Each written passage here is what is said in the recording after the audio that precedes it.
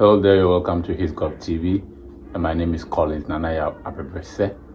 So in this video, we are going to look at the Clifford Constitution of 1916, and this formed part of the constitutional development in the Gold Coast from 1900 to 1957, which is the colonial period. And so over the weeks, we have been looking at the constitutional development in the Gold Coast.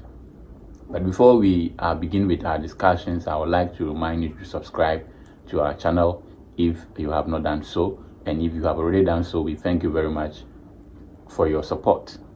Now let's remind ourselves about what we learned in our previous discussions as a foundation for today's lessons. So in our previous discussion, we started with the constitutional development in the Gold Coast. In our previous video, we looked at the 1903 Constitution, the features of the 1903 Constitutions, the limitations and the functions of the various executive and the legislative councils that were on the Constitution. Also, we looked at the nature of colonial administration in the Gold Coast, in the sense that we said that all the colonies within the Gold Coast, the Northern Territories, Ashanti, the Gold Coast proper, and the British Togoland, or the British mandated Togoland, these areas were all ruled differently.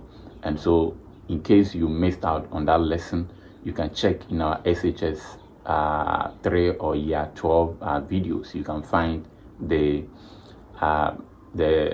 video there, or the lesson there, and then you can watch that. So today we are looking at the Clifford Constitution, which was promulgated in 1916 by a governor called Hugh Clifford, and this is what we are going to look at. So without wasting much time, let's take a look at our lesson objectives for today.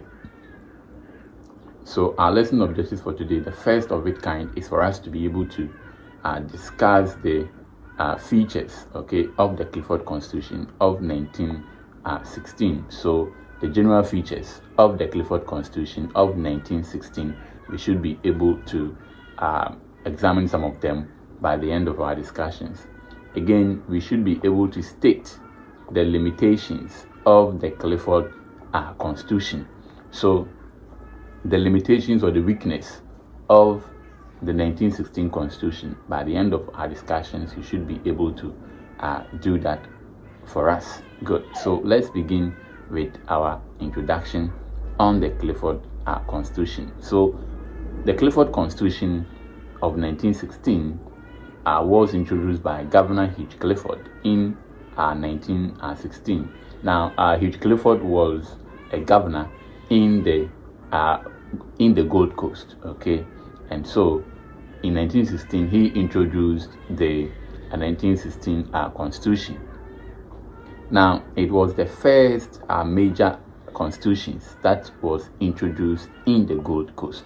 So today we are using the 1992 Constitution, which was drafted in 1992. As far as 1916, we had our first major constitution being drafted by Hugh Clifford. So let's go in there and look at the features of this new constitution. So we start with the features of the 1916 Constitution. We are going to look at the composition of the Legislative and the Executive Council. Bear in mind that all these constitutions had Executive and Legislative Council, and I believe you know the function of the Executive as well as the function of the Legislative, or the Legislature. All right. Also bear in mind that this Constitution only applied to the Gold Coast. It was only used by the Gold Coast, and that is why I said, in case you missed on our previous lesson, you really have to go and check that out. The 1903 Constitution, you would understand why I'm saying it only applied to the Gold Coast. The Northern Territories, the Ashanti Kingdom, and the British mandated Togoland were not part of this Constitution. They were ruled differently. Now, let's start with the features. We start with the Legislative Council. Now, the governor was the chairman, and he presided over the council's deliberation. So the governor chaired the legislature or the legislative council where laws were made and discussions. It was the governor who chaired that. Now let's look at the membership, the people who form the legislative council, the membership of the legislative council. So we had official and unofficial membership. All right, some of the members were official, which means they were appointed either by the Queen. All right, and then the unofficial members were appointed by the governor, the colonial governor who was in the Gold Coast. Now let's look at the membership. The Legislative Council had both official and unofficial membership, all of whom were appointed by the colonial governor. Good. Now let's look at the nature of the council. Now the Legislative Council had or comprised of 21 members. So in all, 21 members made up the Legislative Council. So if it were to be today, we would say that 21 members were in Parliament, if we may say it in that way. So 21 members formed the Legislative Council. 12 of these members were official members, including the governor. So it means that the governor was the last one. So the members, actually, if you take away the governor, there were 11 official members. Then you add the governor, you get 12 official membership in the Legislative Council. Now the council also had 9 unofficial members. So we had official members, as we have already indicated, and unofficial members. Now 12 plus 9 will give us what? 21, right? So they make up the Legislative Council. Now out of these 9 unofficial members, as for the official members, they hold the most important institutions in the country, and so we don't talk about them that much. But then the 9 unofficials who were appointed by the governor, out of those 9, 3 of them were Europeans. So 3 were Europeans. They represented the mercantile industry, the mining industry, and the banking sector.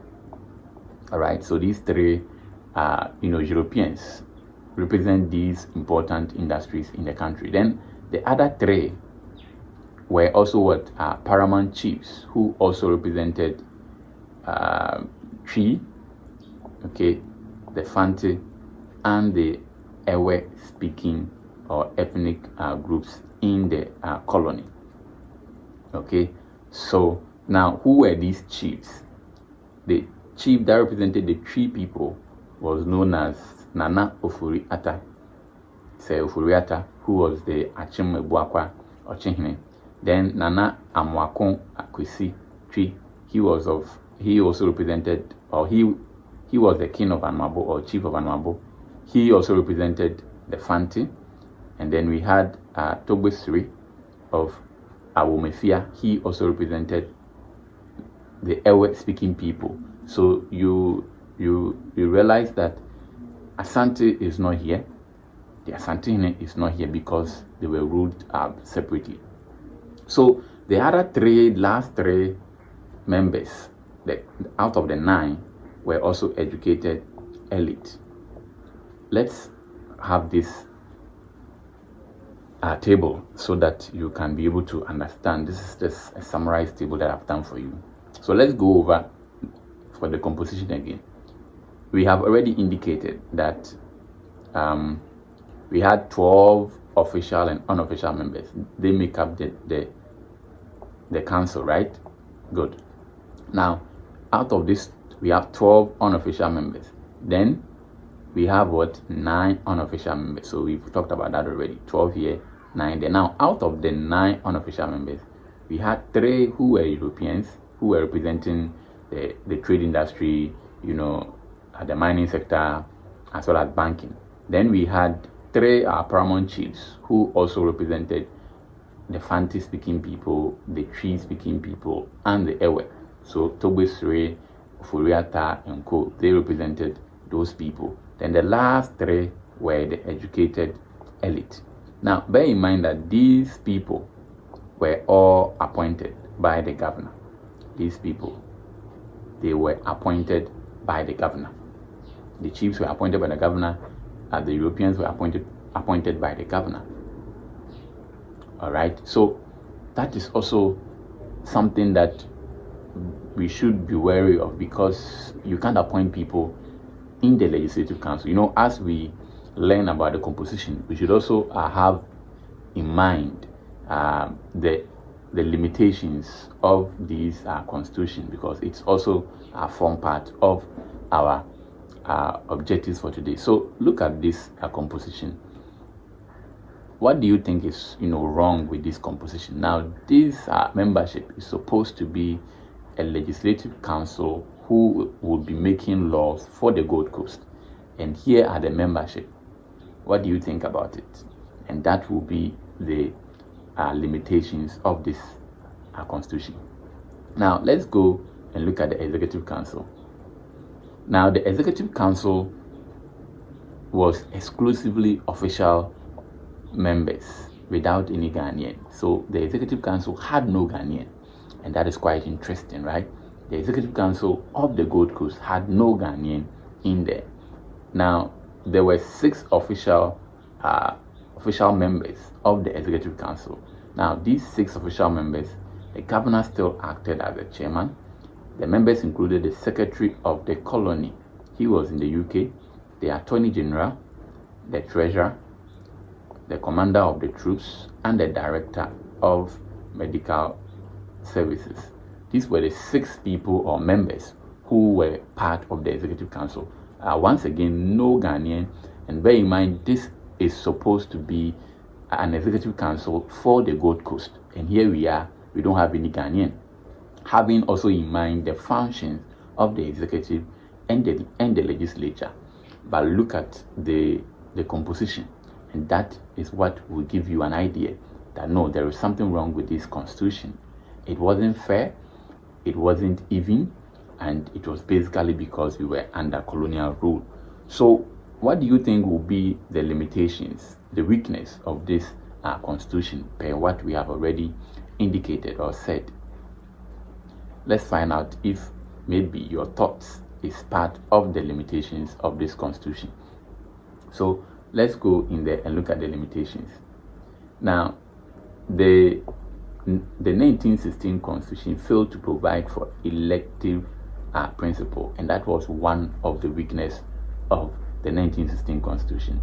Now, I made mention that the governor appointed all the members, all the unofficial members, to the Legislative Council. The educated elite, the chiefs, as well as the 3 Europeans, all of them were appointed. And you can't appoint, I mean, if you understand the function of the Legislative Council, they are there to make laws for the people. They are to represent the people. They represent the people. So how do you appoint people to represent others without the consent of the people? So elective principle, the right to vote. People were not allowed to vote or to choose their representatives. Okay, and also bear in mind that with the appointment of the chiefs was to strengthen the issue of indirect rule. All right, yes, and even Gordon Gattisberg will come and even make it more open, appoint more chiefs, and even create a council for them. All right, so it lacked elective principle. Imagine Akufo-Addo just appoint MPs to represent the various constituencies without the constituencies voting. That is undemocratic. And so that is what we are saying, that this was a limitation. All right, yes, the elective principle, the right to vote, elective principle means giving somebody the right to vote, was not done here. Now, 2, the membership of the 1916 constitution lacked African membership. The Executive Council members were all white, and that is also something that we should be worried about. The Executive Council was made up of only white. And the Executive Council, you know the function of the Executive Council. They sit, plan, implement laws, make laws, they plan actually for the whole country. And so for them to have no Ghanaian then means that the interest of Ghanaians were not going to be catered for. 3. The government was empowered by the 1916 Constitution to nominate both official and ex-official members of the Legislative Council. This implied that the members were predisposed to the influence of the governor. Yes, so the whole thing is that the members appointed to be part of this council were loyal to the governor, not to the people, and that is one of the even weakness today in our parliament. A lot of these MPs that we vote for, they go to parliament and you realize that they end up being loyal to their party or their government. Of course, what their government wants is what they will bring, but not what the people want. All right, so they tend to approve every bill or every law or bill that is brought into parliament by their parliament without consulting the people. So here, the governor appointing these people only meant that the governor had power over them. He could depose them, which was also not democratic. So that was a weakness. The next one was that the educated Africans, the educated elite, expressed strong opposition to the 1916 Constitution on the grounds that it permitted the governor to exercise veto power. This was found in the 1903 Constitution, and it is still here. So the educated elite who had been to school, who had read about governance and politics, and they knew the principles of governance, were not in agreement with this constitution. They protested against this constitution. Also, on the basis of the veto power, the governor also had veto power. So even upon all the members that the governor had appointed, the governor had the power to also veto whatever decisions that they take, the 20 members take, or the 20 members take. He, the governor, can decide to veto and will not implement anything. Despite all the 20 members in parliament, in the Legislative Council agreeing, he can veto and say, no, we are not going to do it. So it was, in essence, a one-man show, being around over there. So the educated elite Africans were speaking against that. Now, the fifth one was that the 1916 Constitution was largely condemned because it was applied partially to the colony, leaving out Asante and the Northern Territory. So, as I earlier indicated, this constitution was not meant for Asante, was not included in this constitution. The Northern Territory today and Northern Ghana were also not included in this constitution. It was basically because Asante was considered as a conquered state, and therefore they were ruled or administered directly by the governor through the district commissioners and the regional commissioners. So we also think, as educated elite, looking at this constitution, that for us all, Ashanti and the Gold Coast, to be under one colonial rule or colonial master and not have this constitution apply to the two. So it means that Ashanti were on their own. They were considered as a different country. As the same also applied to the Gold Coast, for that the southern state, were also considered as a different country. And so that we think is also not the right thing. At least we should be merged together, since we are all under one colonial rule and also on one territory or land. Good. So these and many more were some of the limitations of the 1916 Constitution. So as we move on in our discussions of the constitutional development in the Gold Coast, you realize that the educated elite will continue to agitate or protest against the various constitutions, because they will find this constitution, because of these limitations, they will find them not suitable for the colony, and therefore they will always protest. And they protested, and a new constitution was drafted in 1925 by Governor Gordon Gatchisbeck, and that is going to be our next lesson video. Yeah. So we will also find out if some of these limitations were, met. Okay. First, we said no elective principle. People were not allowed to vote and all of that. the veto power of the government. It did not apply to Ashanti. So these weaknesses are what we are looking at, or we are looking for in the next constitution. If we don't find these weaknesses being solved, or these problems being solved, then there will be another protest, then another constitution would also be implemented. And that's how come almost all the various cabinets that came to power were implementing different constitutions to suit the aspirations of the educated elite. So I believe this will bring us to the end of our discussions. There is a review question there, discuss the features of the 1916 constitution and its shortcomings. So yeah, I thank you very much for your time. Do not forget to share, like, and subscribe to this channel. You can contact me. You can get my number on the channel page, 054-2083-047. WhatsApp me and let's have a chit chat. Have a nice day. Bye bye.